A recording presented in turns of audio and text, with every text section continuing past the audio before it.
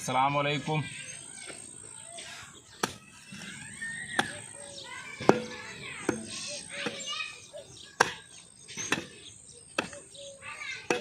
मिट्टी बना रहे हैं घर की चौदीवारी के लिए ना, खुद बना रहे हैं घर। स्टॉप कर मिट्टी का, हमारा घर मिट्टी के होते हैं तो उनकी चौदीवारी हमें मिट्टी की होती है ना, तो उसके लिए काम कर रहा हूँ। बात करनी थी आजकल जो सिंध में प्रोफेसर सावंत कत्ल हुआ है और ये जागीरदारी के नाम पर जो सियासी वर्कर है वो एहतजाज कर रहे हैं कि जागीरदारी ने ये पूरा निज़ाम ख़राब कर दिया है। तो मुझे उस पर बात करनी थी। हमारे यहाँ तो सिंध में मेरे ख़्याल में जागीरदार भी वही है और सरदार उनसे भी ज़्यादा है। कबायली झेड़े, कारोकारी, चोरियाँ, डकैतियाँ ये वो इसीलिए करवाते हैं क्योंकि मुख्तियारकार, सूबेदार, डीएसपी, एसी और डॉक्टर तहसील का ये उनकी तरफ से और उनके असर उसूख से ही वो आते हैं इन जगहों पर। जब उनकी मतलब ये कि भर्तियाँ, जब उनकी ज्वाइनिंग भी सियासी प्रेशर और सियासी असर उसूख पे होगी और उनकी बदलियाँ भी, तो मेरे ख्याल में उनके बगैर वो काम नहीं करेंगे। जब उनकी बदलियाँ और उनकी ज्वाइनिंग सियासी असर उसूख के साथ होती है तो वही एमपीएस और एमएनएस होते हैं जो जागीरदार भी होते हैं, जो सरदार भी होते हैं। तो कबायली झेड़े, डकैतियाँ, चोरी, अगवा और उसके साथ और बहुत सारे ऐसे काम जिनमें डाकू और कबायली झेड़ों में ज़ात परस्ती के नाम पर एक दूसरे के साथ लोगों को, मैं तो कहता हूँ ये लड़ाते हैं। वो इसीलिए क्योंकि यहाँ पर कानून है ही नहीं। यहाँ पर किसान, मजदूर, शागिर्द, तलबा और औरत की बात सुनने वाला इधर कोई नहीं। यहाँ पर बात सुनी जाती है कि इनकी मजहबी इंतहा पसंदों की, दहशतगर्दों की, सरमाएदारों की, जागीरदारों की, मिडिल क्लास की, लोअर मिडिल क्लास की और सिविल अस्करी नौकरशाही की, क्योंकि हुक्मरानी उनकी है। वही एमएनएस, एमपीएस हैं। हमारे यहाँ तो मेरे ख्याल में कहते हैं कि 30 के आगे पीछे कोई सिंध में जागीरदार है जिनके पास लाखों एकड़ से ज़्यादा ज़मीन है, ज़रई ज़मीन। होता क्या है कि वही जागीरदार, वही सरदार एमपीए होता है, एमएनए वही होता है, या उसका भाई या उसका बेटा वही अपनी ज़ात का और अपने किसानों का सरदार और जागीरदार होता है।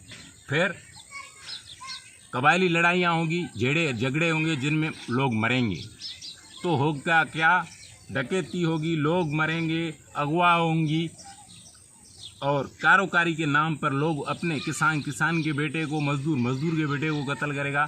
जब वो कत्ल होगा, डकैती होगी, तो पुलिस तो इनकी बॉडीगार्ड बनी होती है।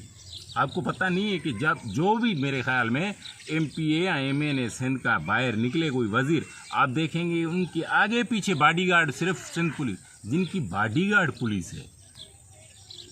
वो फिर क्या करते हैं, पुलिस उन बंदों को जब लेके आती है थाने में, तो वो किसान, मजदूर और जो बाकी गरीब लोग जिनके पास और कोई, मैंने कहा ना, जिनकी बात सुनने वाला ही कोई नहीं है, फिर वो जाते हैं अपने सरदार, अपने वडेरे, अपने जागीरदार के पास कि हमारे यहाँ ऐसी लड़ाई हुई है, ऐसे कत्ल हो गए, अभी हमें क्या करना है। वो कहता है इतने लाख सूबेदार को दे दो, कोर्ट में हम देख लेंगे, आपका राजूनी में फैसला होगा, हम करेंगे। वो इसीलिए क्योंकि लोग फंसे रहेंगे तो इनके पास आएंगे ना। अगर कबायली लड़ाइयाँ नहीं होगी, जागीरदारी में कारोकारी नहीं होगी, अगवा डकैती नहीं होगी, तो लोग इनके पास क्यों जाएंगे। आपको डाकू मिलेंगे सिंध में ज़्यादा मिकदार में, लेकिन कत्ल कौन होते हैं, प्रोफेसर, डॉक्टर, अदीब। क्योंकि जागीरदारों को, सरदारों को प्रोफेसरों से डर है, डॉक्टरों से डर है, शागिर्दों से डर है, तालीम से डर है। शऊर और इल्म के साथ, इल्म से डर है, उनके पास तो डाकू तो अभी भी मौजूद है ना, टीवी अखबारों पे आप देखें, डाकू जिंदा है।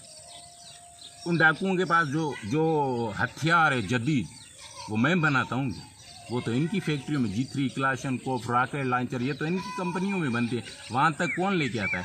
मैं 2 सिगरेट का चरस एक सेफ काटने के लिए अगर जेब में चाकू लेके जाऊँ तो कराची तक नहीं जा सकता। ये इनके पास इतना बड़ा असला कहाँ से आता है? ये खुद पहुँचाते हैं। इसीलिए कि लोग एक दूसरे को, कारोबारी में एक दूसरे को मारेंगे, कबायली लड़ाइयों में एक दूसरे को लोग मारेंगे, और होगा क्या? उसका फ़ायदा किसको होगा?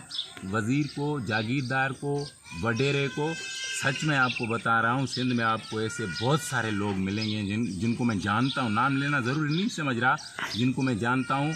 उनके लिए आम मशहूर कहावत है कि इज़राइल अलैहिस्सलाम ने भी अगर नाराज़ होता तो इन कास्ट के इतने लोग नहीं मारता जिसने इस एक एक बंदे ने लोग मरवाए। कबायली लड़ाइयों में, चोरियों में, डकैतियों में इतने लोग, आधे से ज़्यादा लोगों की ज़रख़ेज़ ज़मीनें चली गई इन लड़ाइयों में। अभी सिंध में सावंत कत्ल हुआ है, सावंत जैसे लोग रोज़ कत्ल होते हैं। मेरे गांव के करीब ही एक गांव है, उनमें चांडियों के कबीले के, उनका एक नौजवान मोटरसाइकिल के फुट पे कत्ल हुआ है। तो अभी होगा क्या पता है आपको? अभी सोशल मीडिया पे बहस चल रही है कि ये डाकू इतने, इन डाकुओं ने ये किया है, सावंत को कत्ल कर दिया, फलाने को ये कर दिया है, वो कर दिया है, सिंध पुलिस नाकाम हो गई है, वो कुछ नहीं कर सकती। हंसने की बात ये है कि सिंध में जिसको नोबेल प्राइज़ अमन का अवार्ड मिला था, सबसे ज़्यादा कबायली लड़ाइयों में उन जागीरदार ने लोग मरवाए थे। सबसे ज़्यादा डाकू उस जागीरदार ने, वो लोग जो डकैतियों में और अगवा में लोग जाते हैं, उसने आज़ाद करवाए, और अमन का नोबेल प्राइज़ भी उसी जागीरदार को इन लोगों ने दिया। अभी ये डाकू जो आप सुन रहे हैं ना, ये कबायली लड़ाई, मैंने बताया कि जागीरदार और सरदारों की वजह से, जो खुद MNMP है, वो नहीं चाहते लोग पढ़े लिखे हो, वो नहीं चाहते, क्योंकि लोग अनपढ़ होंगे तो इनके बैठक में जाएंगे, झाड़ू लगाएंगे, पाँव पड़ेंगे लोग। अगर इनके कबायली लड़ाइयों में लोग मरेंगे तो इनके पास जाएंगे। अगर शऊरमंद होंगे, पढ़े लिखे होंगे, और वो खुद आगे पीछे देखने वाले और समझने वाले लोग हैं, इनके पास क्यों जाएंगे? मैं पूरी ज़िंदगी किसी मेरी तारीख है वो पीपल्स पार्टी का डिस्ट्रिक्ट काउंसलर हो ना, आज तक मैं पूरी ज़िंदगी में उसके पास किसी भी इक़्तिदारी धुर के बंदे के पास काम करवाने के लिए नहीं गया। किसी भी बड़े वडेरे जागीरदार राइस के बैठक पे मैं आज तक काम के लिए नहीं गया, क्योंकि यहाँ तो वो मैं खुद करता हूँ। अगर नहीं करता मैं, और उससे बड़ा जो काम है जो इनके बगैर नहीं होता, उसमें मैं हाथ ही नहीं डालता। जो होगा देखा जाएगा।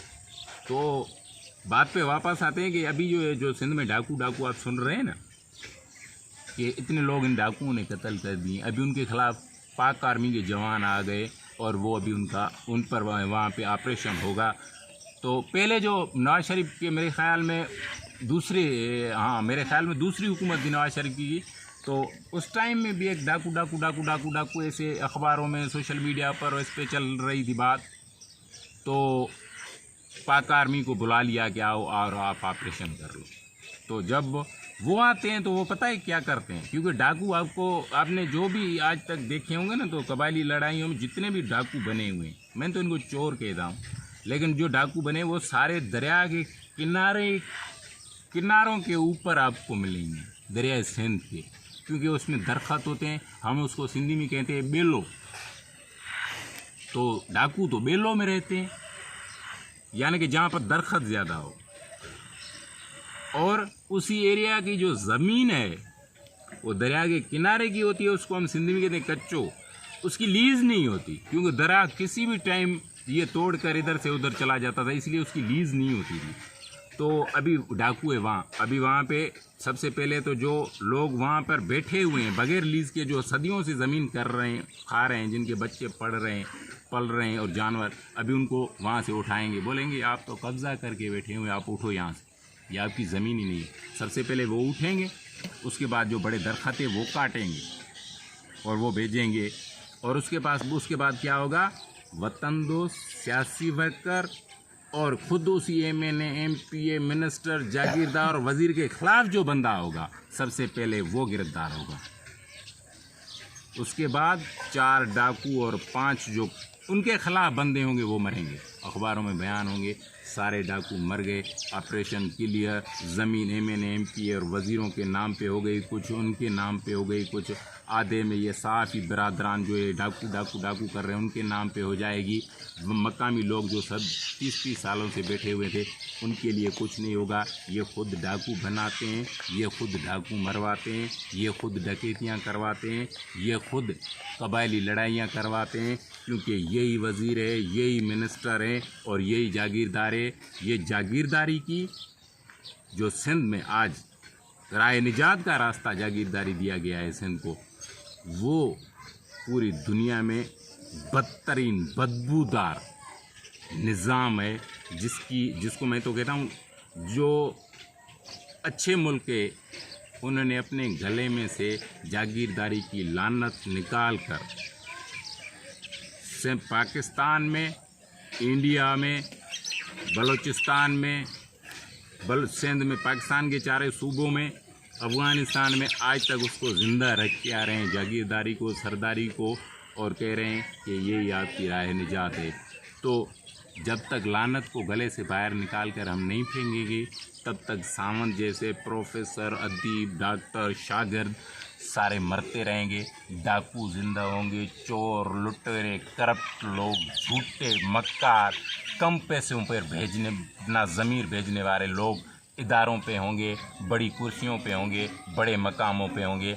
जब तक जागीरदार, सरदार, वज़ीर और मिनिस्टर तब तक ये निज़ाम ऐसे ही चलेगा। इनमें से अगर आप मुकम्मल लोगों को सिर्फ तालीम दे दो, ये सब ख़त्म हो जाएंगे, ये मर जाएंगे, ये ज़िंदा ही नहीं रहेंगे, जागीरदारी नहीं होगी।